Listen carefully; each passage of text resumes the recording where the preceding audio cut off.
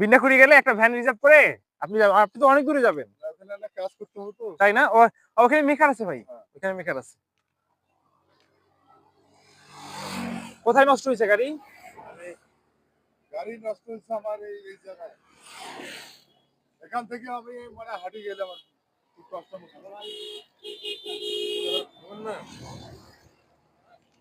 গাড়ি এই বোঝালা গাড়ি টেনে, এটা তো খুব মনে করেন যে আপনার দেখা যায় যে আপনার কষ্টকর, তাই না?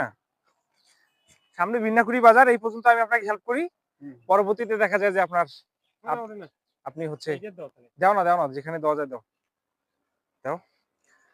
প্রিয় বন্ধুরা, আমরা গাড়ি দিয়ে আমাদের গন্তব্যে যাচ্ছি জলঢাকার দিকে। তো হঠাৎ করে দেখি যে আমাদের এই ভাই ডিমের গাড়ি নিয়ে হেঁটে হেঁটে যাচ্ছে, খুব কষ্ট হচ্ছে ওনার। আমরা চেষ্টা করতেছি, সামনে একটা বাজার আছে, সেখানে মেকার আছে, সেই জায়গা পর্যন্ত ওনাকে পৌঁছাই দিব এবং সেখানে উনি গাড়িটা ঠিক করে উনি ওনার গন্তব্য স্থানে চলে যাবে।